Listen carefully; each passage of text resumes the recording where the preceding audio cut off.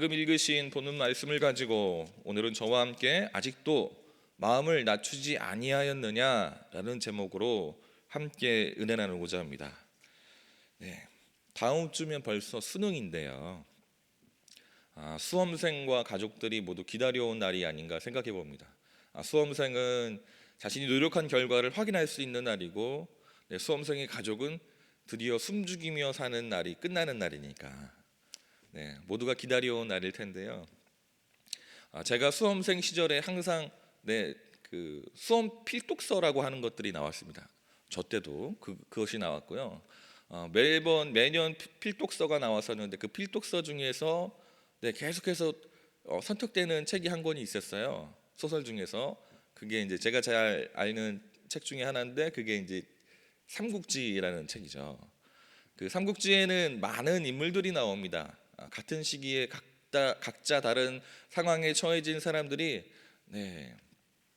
왕위를 찬탈하기 위해서 여러 가지 이야기, 그들의 삶의 이야기가 담긴 책인데요. 그 책을 읽으면서 친구들과 함께 어떤 왕이 더 좋은 것 같다, 어떤 인물이 내 마음에 더 드는 것 같다, 어떤 왕이 리더로서 더 자격이 있는 것 같다, 이걸 가지고 함께 토론을 했던 그런 기억이 납니다. 동양에 이런 삼국지와 같은 책이 있다면 서양에는 왕에 대해서 다룬 책이 또 약간은 결이 다른 책이 있는데요. 그 책이 바로 마키아벨리라고 하는 16세기 르네상스 시대의 인문학자였고 정치인이었던 그 사람이, 마키아벨리라고 하는 사람이 군주론이라는 책을 썼는데요. 그 군주론이란 책에 군주라면, 왕이라면 이런 덕목을 갖춰야 됩니다 라고 하는 그 덕목 중에 하나가 이런 내용이 나옵니다. 왕은, 군주는 관우함보다는 인색해야 된다라고 얘기하더라고요. 관우함이라고 하는 것은 이제 너그럽다, 또 포용하다, 사람들에게 잘 베푼다, 이런 뜻인데요. 이러기보다는 인색해야 된다라고 얘기하더라고요. 그래서 저는 이것을 보면서 아니, 왕이면 모든 사람들 다 포용하고 모든 사람들에게 베풀 줄 알아야지 왜 인색해야 될까라고 의문이 들었습니다. 그랬더니 그 책을 읽어봤더니 내용이 이렇게 나옵니다. 귀족들과 권력을 가진 자들에게 잘 베풀기 위해서는, 그들에게 사치스러운 삶을 제공하기 위해서는 백성들로부터 고열을 빨아야 되기 때문에 그렇다라고 얘기하더라고요.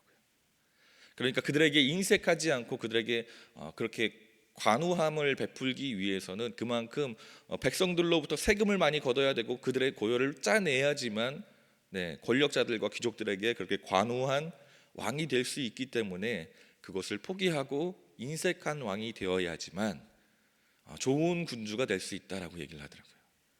오히려 인색할 때, 어려울 때, 힘들 때 그 세금을 계속 걷던 사람이 선물로서 주면 그게 더 크게 느껴지기 때문에 관우함보다는 인색함을 갖춰야 된다라고 얘기를 하더라고요. 그런데 오늘 본문에 나오는 왕이 한 명 있는데 그 왕은 인색함보다는 관우함을 갖춘 자였습니다. 그는 1000명의 사람들을 불러들여서 그들과 함께 지금 잔치를 하고 있습니다. 여러분 딱 보시기만 해도 아시겠죠? 이 사람은요, 지금 백성들의 안위는 생각하지 않습니다. 그들의 고열은 생각하지 않고 오직 지금 자신과 함께하고 있는 권력자들의 마음을 위로하고 그들과 함께하기 위해서 이 연회를 베푼 것입니다. 오늘 그 주인공은 벨사살인데요. 오늘 두 명의 왕을 제가 여러분들께 소개해 드리면서 우리가 어떠한 삶을 살아야 되는지 함께 은혜 나누고자 합니다. 오늘 나오는 주인공 벨사살 왕은요, 본래 역사 속에서 존재하지 않던 왕이었습니다. 성경에만 등장하는 왕이었어요. 왜냐하면 바벨론의 역사 가운데 벨사살이라고 하는 그 이름이 기록되어 있지 않기 때문에 그렇습니다. 그런데 19세기 이후에 바벨론의 마지막 왕이라고 하는 나보니두스라고 하는 그 왕의 문서들을 발견했는데 그 문서 안에 이 벨사살이라고 하는 사람이 나보니두스의 아들이고 그를 대신해서 바벨론 성을 섭정했던 섭정왕이었다라고 하는 기록이 나온 거예요. 그래서 뒤늦게 성경에 나온 이 벨사살이라고 하는 이 인물이 실존 인물이었구나라고 하는 것이 밝혀졌습니다. 그런데 이 벨사살이라고 하는 왕은 본래 정치력이 약간 뛰어났던 것 같아요. 그의 아버지인 나보니두스는 바벨론의 그 신이었던 마르둑을 섬기는 자가 아니었습니다. 그가 비록 사람들의 지지를 받아서 왕위에 이르긴 했지만 그럼에도 불구하고 그는 달의 여신, 자신의 어머니가 섬기던 달의 여신을 섬기던 자였기 때문에 그 나라에서 매년 벌어지는 그 마르둑을 위한 축제일이라든지 이러한 것들을 항상 신경 써야 되는데 이것을 건너뛰는 일들이 생겨나는 거예요. 그러다 보니까 제사장과 권력자들이 얻어야 될 수 있는 이윤들을 잃어버리게 된 거죠. 그러니까 권력자들과 사이가 멀어지기 시작합니다. 그러나 자신 또한 그 종교를 포기할 마음이 없었던 거죠. 많은 사람들에게 비난을 받고 그 사람들과 마찰을 일으키게 되니까 차라리 자기가 그곳에 있는 것보다는 수도 성이긴 하지만 자신의 아들을 섭정왕으로 세워서 그곳에 세워놓은 거죠. 그래서 이 벨사살이라고 하는 왕이 바벨론의 섭정왕으로 바로 서서 그 벨사살 성을 치리하기 시작합니다. 그런데 오늘 말씀을 보니까 이 벨사살이 1000명의 사람들을 불러 모아서 함께 연회를 베풀고 잔치를 합니다. 그런데 잔치를 하던 중 이 앞선 말씀인데요. 잔치를 하던 중 갑자기 손이 나타나서 벽에다가 글자를 써요. 그러니까 이 사람들이 모두 다 소스라치게 놀라고 맙니다. 성경을 보니까 이 벨사살 왕은요, 그 글씨가 써지는 것을 보면서 얼굴빛이 변하고요, 그 생각이 번민해서 널쩍다리가 마디가 녹는 것 같고 다리가 덜덜덜 떨려서 이렇게 부딪혔다라고 성경에 나와요. 왕의 채통을 지켜야 되는 자가 그렇게 사색이 되고 온몸을 사시나무 떨듯 그렇게 떨어대는 것을 보면서 다른 사람들은 오죽했겠습니까? 그것도 그럴 것이 그렇게밖에 될 수 없는 상황이었습니다. 왜냐하면 메다와 바사라고 하는 신흥 강대국이 드러나면서 그와 바벨론이 붙을 때마다 연전연패하는 거예요. 그러면서 그 포위망을 점점 옥죄어 왔고 결국에 그가 연회를 열던 그때는 이미 메대와 바사의 연합군이 바벨론 성을 포위하고 있었던 때였기 때문에 그렇습니다. 바벨론 성이 그 주변에 강이 흐르고 있는 곳이었기 때문에 함부로 침략할 수 없는 천연의 요새였거든요. 그러니까 그곳에 모여서 마지막으로 아직은 우리가 건재하다, 그리고 우리의 신들이 우리를 구원해 줄 것이다 라고 하면서 그 권력자들의 마음을 위로하기 위해서 그들도 같이 두려워할 거 아니에요. 그들이 혹시라도 모반을 꾸밀지 모르니까 이 사람들을 안정시키고 이 사람들을 위로하기 위해서 1000명의 사람들을 불러 모아서 거기서 잔치를 벌였던 거예요.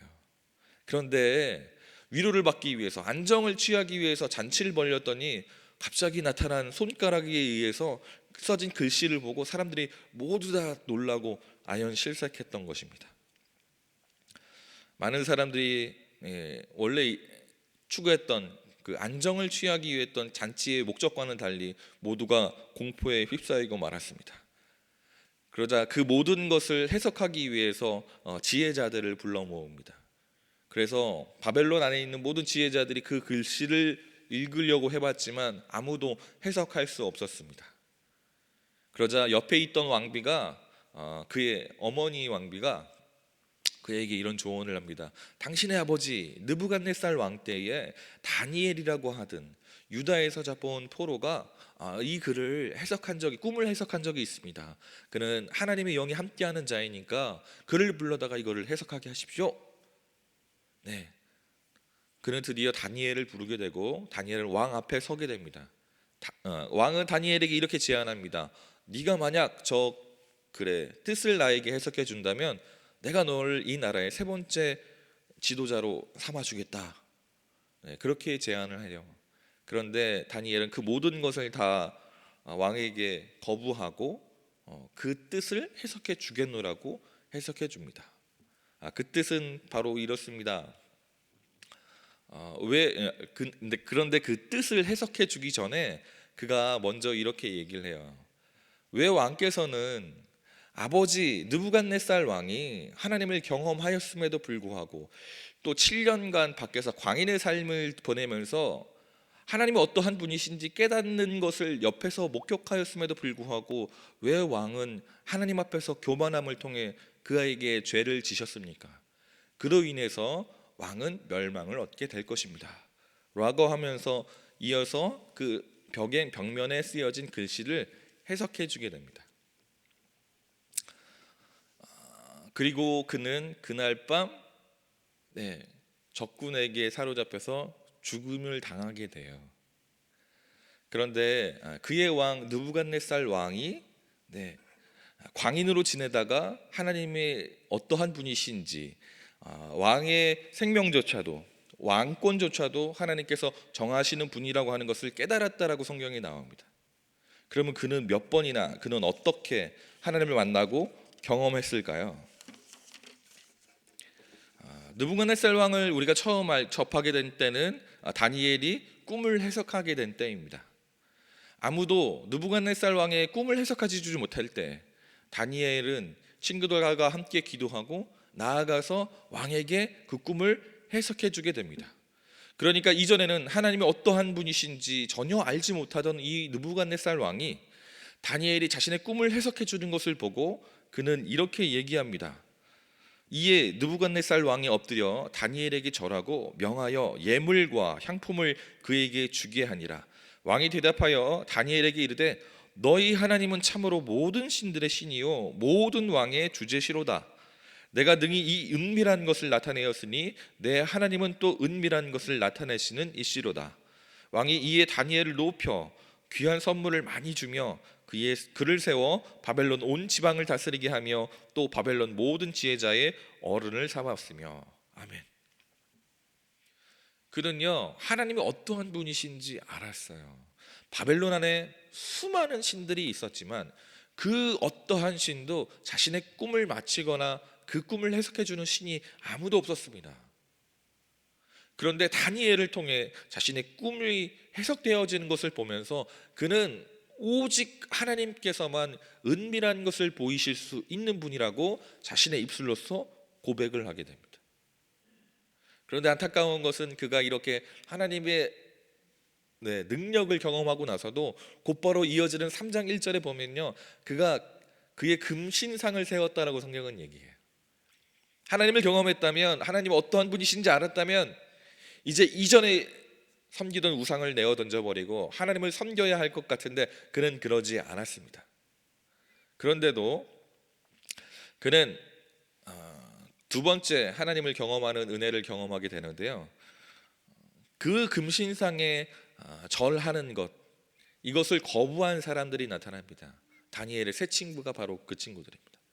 그래서 이 친구들이 끝끝내 그 신상에 절을 하는 것을 거부함을 통해 풀무불 가운데에 던져지게 되는데요 그 세 명의 친구들이 풀무불 가운데 들어가는데 옆에 붙잡고 있는 사람들은 들어가기도 전에 다 불태워 없어졌는데 그 친구들 세 명은 불 가운데에 들어갔는데도 불구하고 살아서 나오게 됩니다.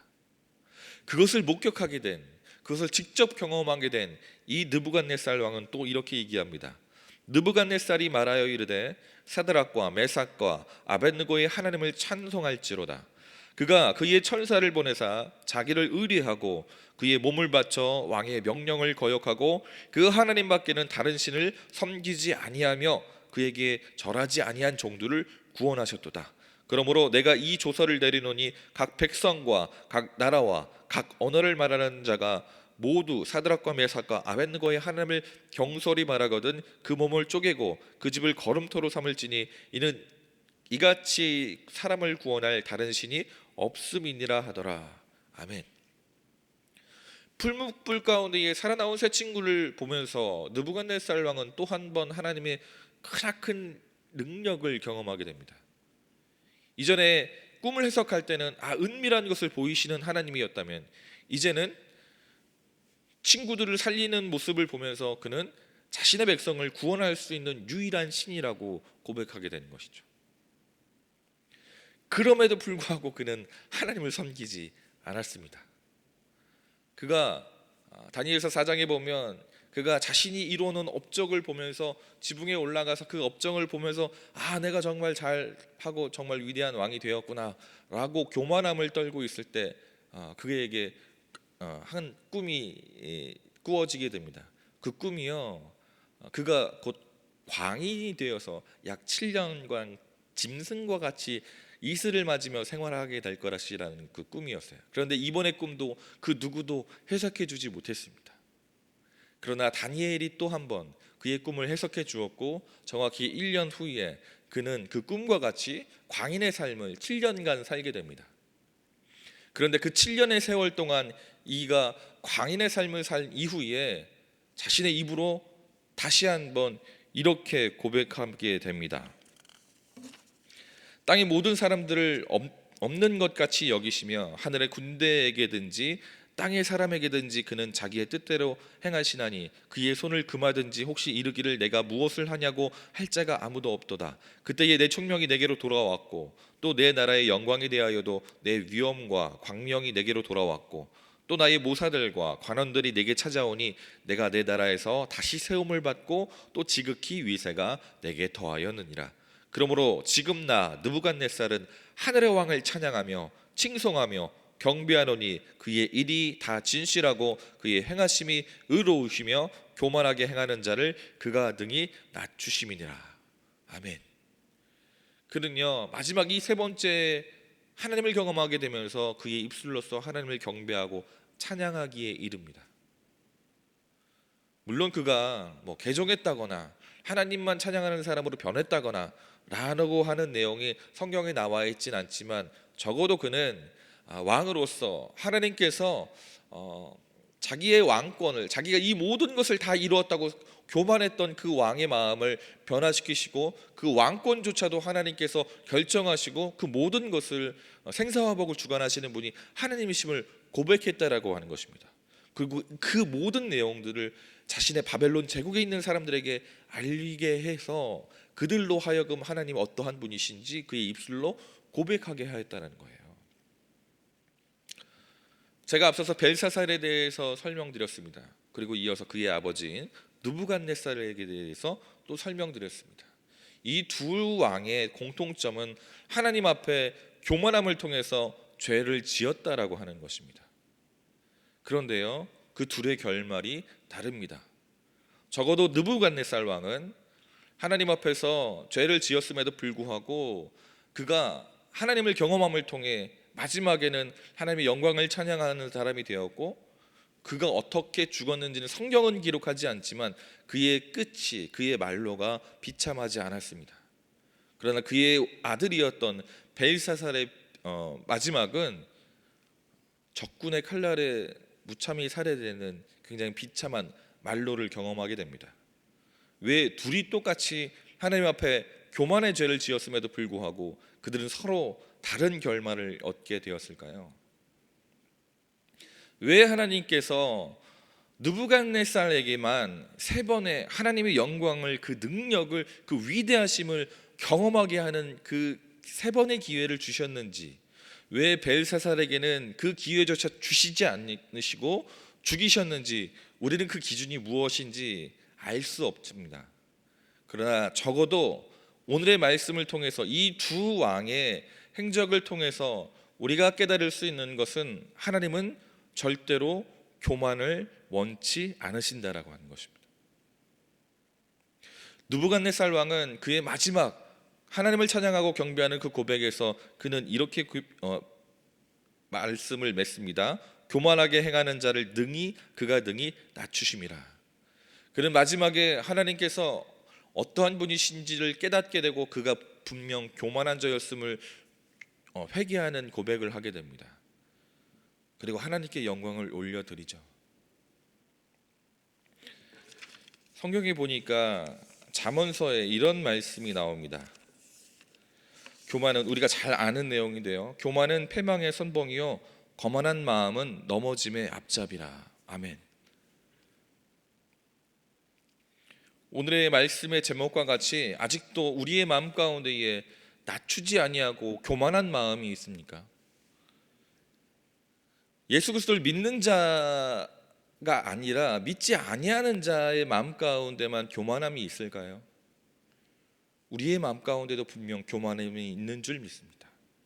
그 교만함을 하나님께서 원치 아니하시고, 그 교만함이 있을 때 하나님은 그 모든 행실을 기억하시고 그 행실에 따라서 보응하신다라고 성경은 분명 우리에게 얘기합니다. 그 두 왕의 이야기를 통해서 우리는 우리의 삶 가운데에 교만함이 없는지 우리의 삶을 돌아보고 우리의 신앙을 점검해야 되는 줄 믿습니다.